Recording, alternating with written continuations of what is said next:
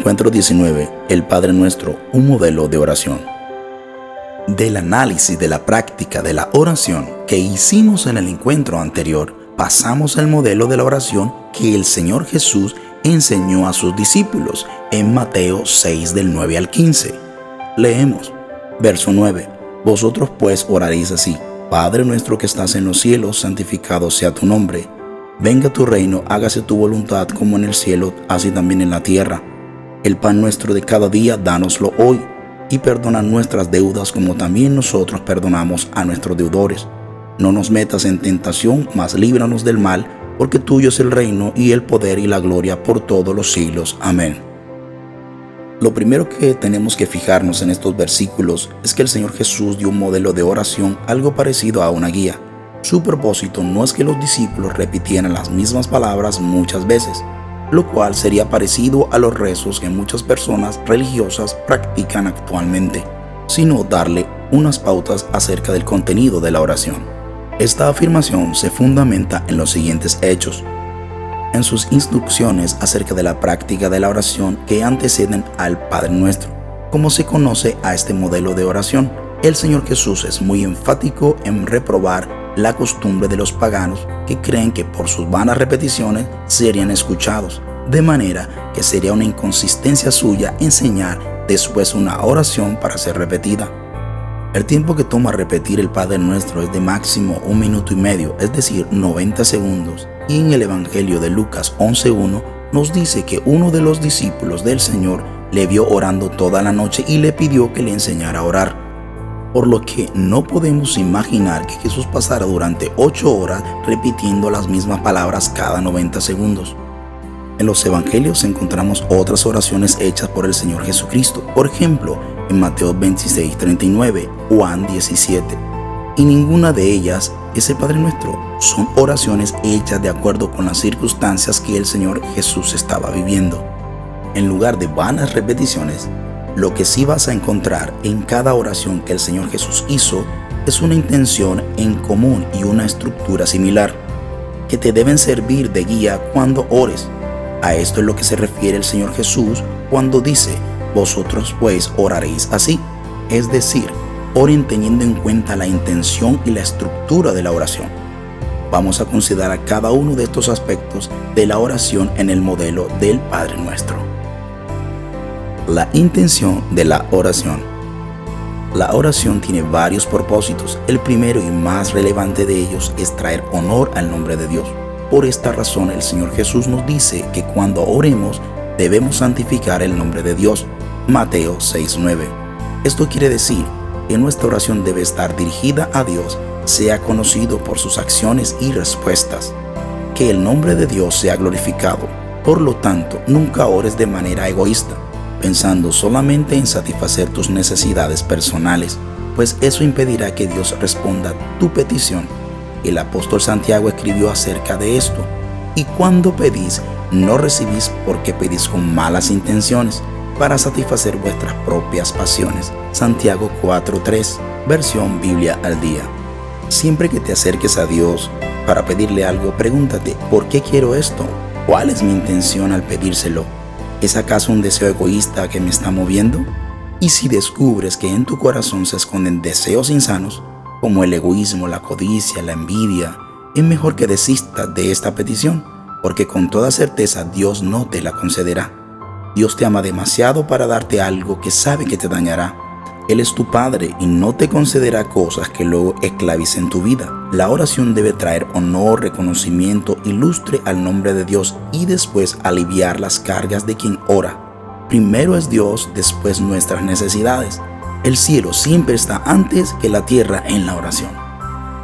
En el Antiguo Testamento encontrarás una historia que ilustra muy bien la verdad expuesta. Se trata del momento en que el profeta Elías desafía a los profetas de Baal para que suban al monte Carmelo y allí cada uno ofrezca un sacrificio, ellos a Baal y él a Jehová. Este sacrificio debía ser aceptado por el verdadero Dios, y como demostración de su aprobación, el verdadero Dios enviaría fuego del cielo. Te invito a leer parte de esta historia en el primer libro de Reyes 18 del 21 al 24. Y dice la Biblia: acercándose Elías a todo el pueblo, dijo: ¿Hasta cuándo claudicaréis vosotros entre dos pensamientos? Si Jehová es Dios, seguidle, y si es Baal, id en pos de él. Y el pueblo no respondió palabra. Y Elías volvió a decir al pueblo: solo he quedado yo profeta de Jehová. Mas de los profetas de Baal hay 450 hombres. Dénsenos pues 2 bueyes, y escojan ellos uno, y córtenlo en pedazos, y póngalo sobre la leña, pero no pongan fuego debajo. Y yo prepararé el otro, y lo pondré sobre la leña, y ningún fuego pondré debajo. Invocad luego vosotros el nombre de vuestros dioses, y yo invocaré el nombre de Jehová. Y el Dios que respondiere por medio del fuego, ese sea Dios. Y todo el pueblo respondió: bien dicho. El desafío del profeta Elías era claro: el verdadero Dios consumiría el sacrificio con fuego. Ahora fíjate en el relato bíblico. Dice que los profetas de Baal estuvieron pidiendo, llorando, saltando, danzando, transpirando e inclusive se automutilaron durante toda la mañana y no ocurrió nada. No hubo respuesta. Primera de Reyes 18 del 26 al 29. Por supuesto que no iba a ocurrir nada, pues Baal no escucha. Los dioses falsos no escuchan, por mucho que sus seguidores griten, se mutilen y laceren para llamar la atención, pues tienen oídos pero no oyen, tienen boca y no hablan, no son reales, no existen, no pueden interactuar con sus seguidores. En cambio, cuando llegó el momento en que el profeta Elías tenía que ofrecer sacrificio, hizo una breve oración y Jehová de los ejércitos respondió, enviando fuego del cielo. Esta oración fue tan breve que si la repitieras pausadamente solo te tomaría 30 segundos. Y dijo así: Jehová Dios de Abraham, de Isaac y de Israel, sea hoy manifiesto que tú eres el Dios de Israel y que yo soy tu siervo y que por mandato tuyo he hecho todas estas cosas. Respóndeme, Jehová, respóndeme, para que conozca este pueblo que tú, oh Jehová, eres el Dios y que tú vuelves a ti el corazón de ellos. Primera de Reyes 18 del 36 al 37. Pero ¿sabes una cosa? Lo más importante de la forma como oró el profeta Elías no fue el tiempo tan corto que usó, sino su intención. Elías pide fuego ¿para qué? Para que sea hoy manifiesto que tú eres el Dios de Israel y que yo soy tu siervo y que por mandato tuyo he hecho todas estas cosas. Para que conozca este pueblo que tú, oh Jehová, eres el Dios y que tú vuelves a ti el corazón de ellos. Que el pueblo de Israel que estaba en apostasía se volviera de corazón al Señor. Así es como debemos orar, sin importar de qué se trate nuestra petición, sea sanidad, libertad financiera, resolución de conflictos en el matrimonio o en la familia, prosperidad en el ministerio, sea cual sea nuestra petición. Todo, absolutamente todo, debe contribuir a que el nombre de Dios sea exaltado y reconocido por quienes no le conocen aún. Un segundo propósito por el que debemos orar es para que el reino de Dios se establezca en la tierra. En palabras de Jesús, debemos pedir: venga tu reino, hágase tu voluntad como en el cielo, así también en la tierra. Mateo 6:10. Esto quiere decir que cuando oremos, siempre debemos dedicarle un tiempo a pedir a favor de la obra del Señor en la tierra. Debemos pedir que más personas lleguen a confiar en el Señor Jesús como su Salvador, que crezcan en el conocimiento de las verdades del Evangelio, que sean transformadas por el poder de Dios, que se establezcan nuevas congregaciones en las ciudades y en los campos, que más misioneros sean enviados a los lugares donde aún no existe una iglesia cristiana. En fin, debemos pedir por el avance del Evangelio en el mundo. Puedes estar seguro de que siempre que ores de esta forma y pidas por esto, Dios te responderá, porque estarás orando conforme a su voluntad, y es uno de los secretos de las oraciones contestadas, cuando se hacen en conformidad con lo que Dios quiere hacer. La estructura de la oración. El Padre Nuestro es, como ya hemos dicho, un modelo de oración, un guía dada por el mismo Señor Jesucristo acerca de cómo debemos orar. Contiene la estructura básica de toda oración, de manera que, cuando la examinamos detalladamente, el Padre Nuestro nos enseña qué debemos hacer mientras oramos. Una de las mayores dificultades que tenemos al orar es que muchas veces no sabemos qué hacer en ese tiempo. Valga decir, como afirma el reverendo Néstor Blanco en su libro Una cita en el altar, que hasta el silencio es oración, en tanto este sea un acto de contemplación y sumisión a Dios. Sin embargo, si nos fijamos en el Padre Nuestro, sabremos que al orar podemos adorar a Dios, pedir por el establecimiento del reino de Dios, por nuestras necesidades, confesar nuestros pecados, perdonar a los que nos han ofendido, suplicar la ayuda de Dios en medio de la tentación y dar gracias a Dios. Adorar a Dios. Padre nuestro que estás en los cielos, santificado sea tu nombre. ¿Te has preguntado alguna vez qué significa santificar el nombre de Dios? Te confieso que yo sí me lo he preguntado, porque tengo claro que Dios es santo y por lo tanto no se puede hacer su nombre más santo. Es más, si te dedicas a buscar en diferentes versiones de la Biblia para ver si encuentras el uso de un equivalente a la expresión santificado, en esta petición en particular te encontrarás con la sorpresa de que todas las versiones en español, incluidas las del lenguaje actualizado, conservan intacta la frase santificado sea tu nombre, lo cual implica que aún para los traductores de la Biblia el asunto es complejo. No obstante, por otra parte, la mayoría de los comentaristas de las Sagradas Escrituras están de acuerdo que en el santificar el nombre de Dios es desear que Él mismo en todo su carácter sea revelado y glorificado. En términos sencillos, santificar el nombre de Dios es pedir que Él sea conocido como todopoderoso, sustentador, proveedor, protector, perdonador, libertador y Padre de los que creen. De manera que cuando comiences a orar, empieza por reconocer los atributos de Dios, por exaltarle. No te acerques con desesperación por tus necesidades o enfocado en tus deseos. Recuerda que antes de cualquier cosa, la oración es una forma de relacionarnos con Dios en amor. Ven a Él a conocerle, a contemplarle, a reconocerle y para darle a conocer. Pedir a Dios. Aunque en el punto anterior señalé que lo primero que debes hacer cuando te acercas a Dios en oración es adorarle, no quiero decir con esto que es lo único que tienes que hacer cuando oras. Tampoco significa que esté mal que le pidas algo. Toda oración incluye petición a Dios. Es más, ese es uno de los significados de la palabra orar. Orar es hacer peticiones a Dios. Lo que está mal es convertir la oración solo en una lista de pedidos, como cuando vas al supermercado, y olvidarte de la esencia de la oración, que es relacionarte con el Señor. Jesús nos enseña en el Padre Nuestro no solo que podemos pedir, sino que además nos da un ejemplo de lo que debemos pedir cuando instruyó a sus discípulos para que dijeran en oración: venga tu reino, hágase tu voluntad como en el cielo, así también en la tierra. El pan nuestro de cada día, dánoslo hoy. Mateo 6, del 10 al 11. Estas palabras del Señor establecen unas prioridades en nuestras peticiones ante Dios. Primero, debemos orar para que el reino de Dios se establezca en la tierra y después por nuestras necesidades personales. Nunca coloques tus necesidades antes o por encima de la voluntad salvadora de Dios. Como dije antes, toma tiempo para rogarle al Señor por su obra en la tierra. No olvides que si buscamos primeramente el reino de Dios y su justicia, todo lo demás nos será añadido. Mateo 6:33. Antes de pasar al otro elemento dentro de la estructura de la oración, me gustaría llamar tu atención sobre otros aspectos importantes en la relación con las peticiones que hacemos a Dios. En primera instancia, fíjate que el Señor Jesús dice que debemos pedir: el pan nuestro de cada día, dánoslo hoy. Mateo 6:11. Esto es importante porque nos recuerda que Dios tiene cuidado de nuestras necesidades físicas. Es nuestro sustentador y proveedor. Puedes estar seguro que te dará lo que necesites todos los días. Pero es necesario que todos los días te acerques a Él con la confianza de un hijo con su padre, que te ama y que te va a dar todo lo que necesitas. No temas pedirle por tus necesidades, porque con toda certeza Él las suplirá. Dios no satisface caprichos, pero sí suple necesidades.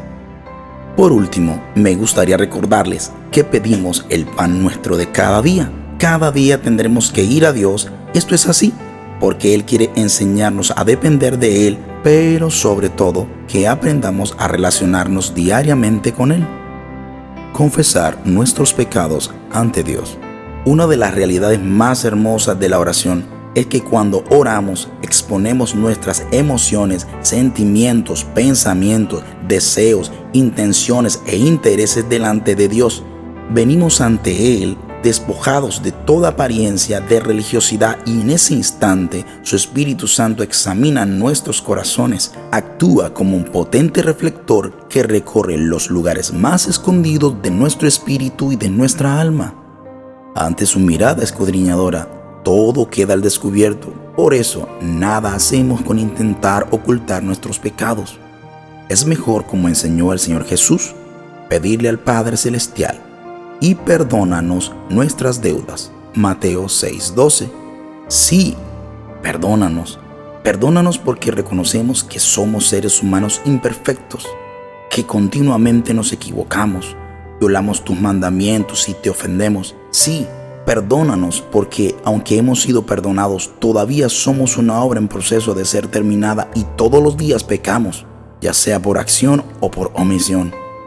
Nuestra confesión debe reflejar una actitud humilde. Es el reconocimiento de que somos susceptibles de fallarle a Dios.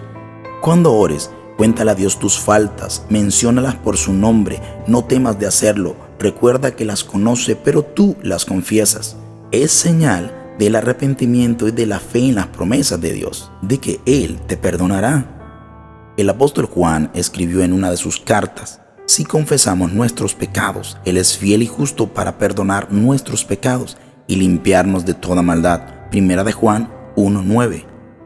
A diferencia de la confesión que tuviste que hacer el día que le entregaste tu vida al Señor Jesús como Salvador, la cual fue muy general y que se trataba más que nada de reconocer tu pecado de incredulidad.